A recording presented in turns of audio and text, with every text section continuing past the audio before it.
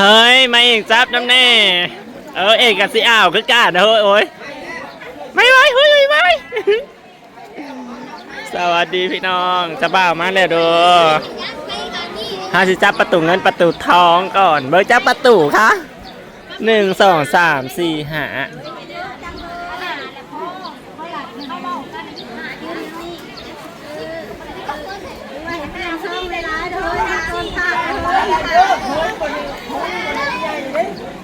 พี่น้องประตูเงินประตูทองหาประตูสัน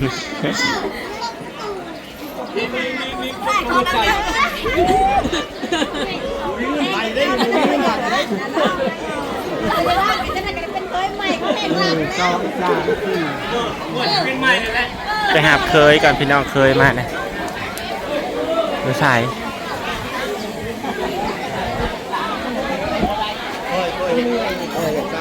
กินข้าวกินน้ำแล้วก็มาหาเคยก็เคยมาเนาะตอบเลยไม่ใช่บอกไม่ชุดเองจะบอกอันนี้เขาปวดเลยเขาปวดโอ้ยพี่น้องไม่ต้องตื่นวันนี้เด้อน้องคนเด้อใช่จะบ่าวอยู่ใส่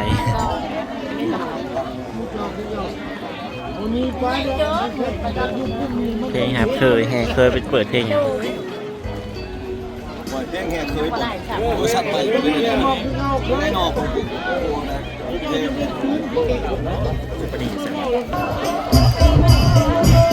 มาเลยจ้าเคยนั่นเคยจะติดบัติดเพลงนี้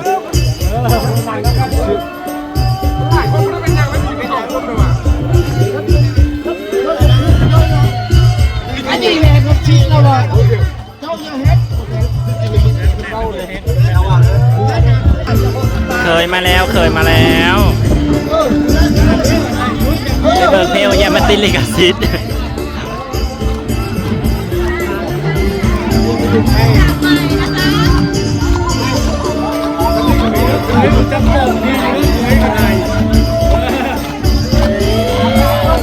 ตามหวานน้ำค้างน้ำลายคนอย่างนี้อันนี้ก็สิเป็นตอนหับเนาะเดี๋ยวอีกก่อนตอนหับเคยหับในดองบ้านเฮาเนาะ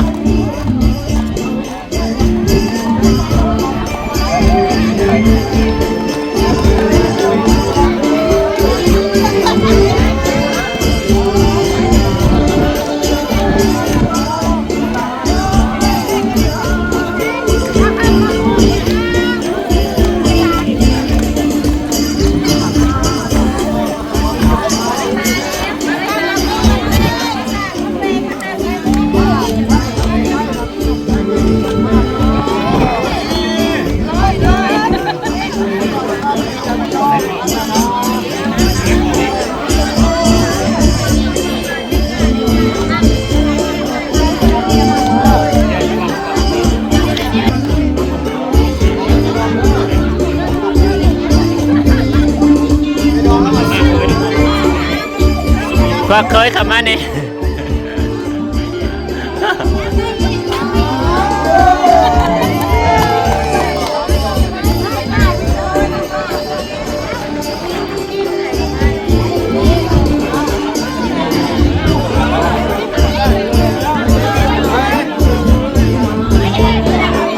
โอ้ยเคยยังอยู่ใกล้เลยเคยไม่หนาเคยครับ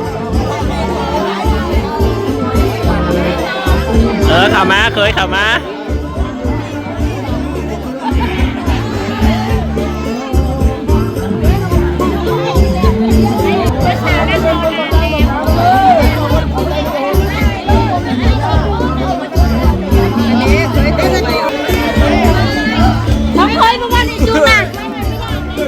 จะจูงไกลแท้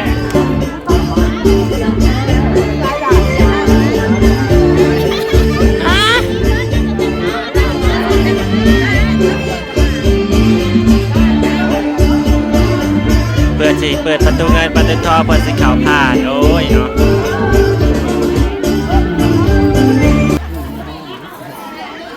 เป็นหอมประตูทั้งหัวทั้งยังเนี่ยเนาะ เคยข่าวแล้วพี่น้องเนาะเคยข่าวบ้านแล้วต่อไปเฮากะสิข่าวไปเบิ่ง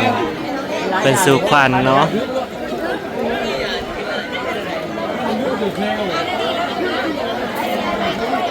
สู่ควันแล้วก็สิผูกแขนพี่น้องเอ้ย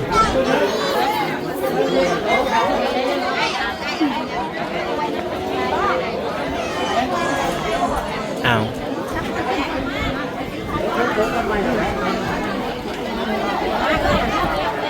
กินคำมาเบิ่งจะซาวก่อนพี่น้องขออนุญาตเด้อค่ะโอ้ยจะบ่าวจะสาว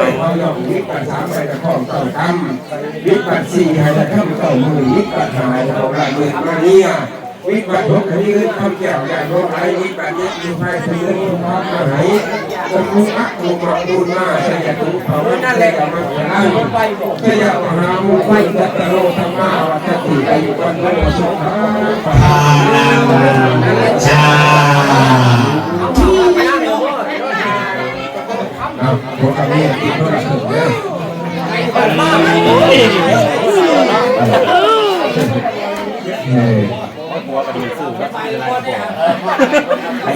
ขอเนี่ยขนุนแต่นมบอกเขากินเหล้าได้ปะ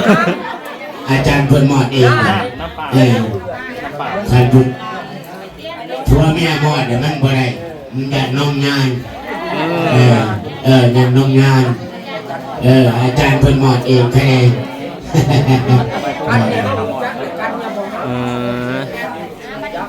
ผูกแขนบัดอาจารย์เพิ่นผูกก่อนเพิ่นผูกแล้วความเบาเพิ่นหลายขับบทท่วงบททามนั่งก็บ่ได้เลยเพิ่นนี่นะไหลไปต้นเบรกไหวเลยวางชกโคตรพัดหัวยาดีพอแล้วเลยเพิ่นขึ้นแก่เอาเด็กแข็งมาลูกเด็กแข็งเข้ามาเอาผ้าไปใช้ระบบมินิเข้าอันนี้โมจะสาวอันนี้โมจะบ่าวเด็กใกล้นะเอาไปเนี่ยปังเอาไปมินิจับนะแขนจะบ่าวจะสาวพี่น้องสินี่เป็นภาสิริมงคลบุญบุญพุทธแต่ก็มาผูกแขนใส่พันมาผูกแขนกว้างกว่าดูผูกแขนใส่จะเด็ดเงินหมื่นผูกแขนกว้างจะเด็ดเงินแสนคอยผูกแขนในเจ้าได้เป็นพญาผูกคอหน้าได้เป็นลูกองอาจคอยผูกแขนในเจ้ามีวาสนาย่าไปไม้มีผู้ช่วยอยู่เจ้ามีเพื่อนจะได้เป็นสิทธิวิธีไปบนไทยไม่ได้คำหลุด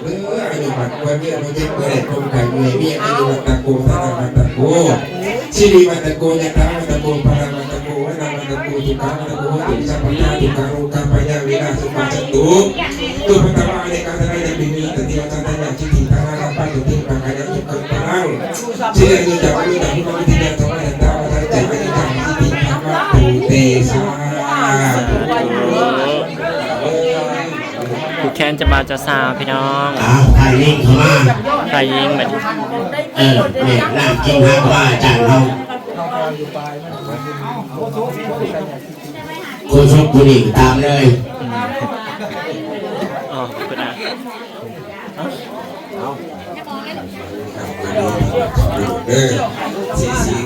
มาเห็นสามเอ้ยมาทางนี้นะเสียงผูกแขนในเจ้าได้เป็นพญาผูกคอได้เป็นผูกแขนในเจ้ามีวาสนาหนึ่งน่าไปมากนี่คือจะอยู่กับมีเรื่องอะไรมันนี่จะสาวงามแหงพี่น้องแต่งหน้าครับอันบริแต่งแล้วคนละหน้าเลยจะบดชื่อเขามันเรื่องพันเจ็บติดกระเป๋าเนี่ยในผากปาชนะที่นำกับของเราคนเจ็บเดี๋ยวจะสาวก็ให้ถึงชื่อปั่นไปวิ่งซอยหรืออะไรความหน่อยสีสองอย่างชิ้นนี้มา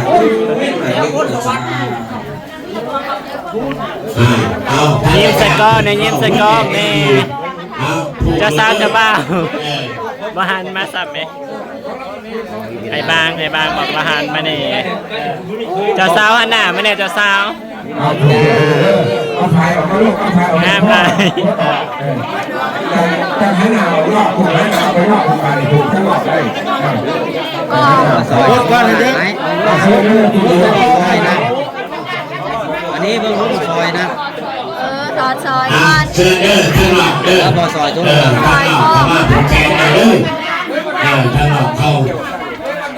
เอาจิเกี่ยว ครบตอนไหน จะอาจารย์ ผู้บ่เห็น เอามาเกี่ยวตัวผมเกี่ยวผ่านเกี่ยว ก็ เกี่ยว ได้ เกี่ยว ตาย ได้แต่นั่งว่าแล้วแม่ สิอวยออกไปข้างนอกให้เพิ่นผูกแขนเนาะบัดนี้ให้พ่อแม่พี่น้องหรือว่าญาติๆมาร่วมในงานผูกแขน เนาะผูกแขนเอาแขนลูกไผ่ล้านเท้าผูกเอาเคยทับไผ่ยิ่งกับผูกเอาเคยทับไผ่ชายกับผูกเอาไผ่เอาใช่ดอกมาได้4 ปีแล้วมันนี่งามงามเลย งามเลยจุดผู้ถ่ายจะงามถ่าย มอสูบจะกินเอาน้ำลองคอฮะกินแล้วบ่ตัวนี้ไข่แก้วเบาบ้าดอกเขาเจอหลาย ก็จีให้ เดี๋ยวพ่อเปิดเด้อลูกเด้ออาชัยคนสมกรน่าอดเอา ๆมีแต่ผัวนุ่งงาม การอยู่ งาม การ กับ กิน งาม การถือการนั่นการอยู่การกินน่ากระเบิ่งกันเด้อเป็นเคยเป็นยังเฮาเจ้าอ้ายลำชายเจ้าพระเจ้าตาเฮาเบิ่งญาติพี่น้องท่านใดท่านใดเด้อบุญมาบันเทิงแล้วก็พระขับพระป่าเฮาแหละเนาะนายาพระแพทย์ให้ครบไปไว้เนาะย่านเพิ่นวิพากษ์วิจารณ์โอ้ยเฮาไปงานผู้นั้นผู้นี้เขาก็บ่ได้ แต่ กิ แม่ น ได้ผูกแขนนะ เนี่ยนั่นไหนญาติมันเป็นเนาะเจ้าเว้าถึงเคยแล้วก็ถึงญาติพี่น้องมาห่วมกันให้เป็นเจ้าภาพนำกันญาติพี่น้องเฮาบ่ว่าน้อยว่าใหญ่เนาะเป็นเจ้าภาพผู้แม่นอย่าไปเล่าได้บ่ว่าโอ้ยเจ้าภาพเพิ่นเป็นเจ้าภาพเพิ่นเชิญบ่แม่นเนาะ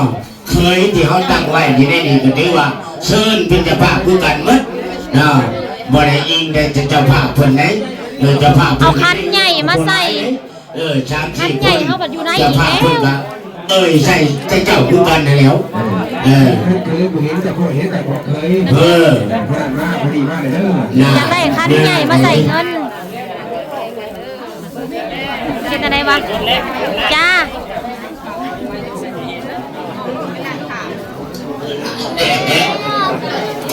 โอ้ย แป๊บหนึ่งลูกแป๊บ ยิ ห ง นึ่ง มาได้มาหลายโพด โอ้โหเสียง เฮ้ย เสียงแสบปรีแอร์ กินมึงดูกินมึงดูเฮ้ยมันแสบหรือมันไข่ไข่แก้เพื่อนเราจะได้โบแมนไข่หวานเอาจานเปล่ามาเลย อันนี้ยังมุมหนึ่งในขั้นคุณจุดโทษเอกลักษณ์ว่า จักจีหาผู้ใดมาแก้ให้พี่สาวกับผู้นี้ผูกแขนเจ้าสาวแล้วก็ออกมาเล่ากันอยู่ แม่นแล้วชาวมูชาวมีชาวดอนแล้วก็ชาวกาดเกียรติเด้ออาณาผ้าเคยเด้อผ้าหับเคยนั่นเกียมเด้อผ้าเข่าแล้วก็ฮีดเพื่อนนั่นฉันเนาะฉันเนาะกระตกเด้อไปหาเด้อกับชีเอ้ย ผู้บ่าว จ่ายงูเจ้าแนะนำเลยบอกเกียมมาเด้อ อยากกินข้าวอยากกินแล้วเคยคงเด้อเกียมในเจ้าผ้าคงฮีดนั่นไอ้เพื่อนละบ่หัวมานั่งหางเมื่อเท่าบ่แม่นไปจอชิ้นในกระโพกออกเบิดได้ชุดเจ้าหาในตาบเด้อได้ตาบไปเพื่อนไหนบ่มีเก่าฉันเคยและตาบเจ้าเคยครับอย่าไปจอของเพิ่นเนาะในชิ้นในกระโพกไก่มันเต็มมวยโบกไก่โก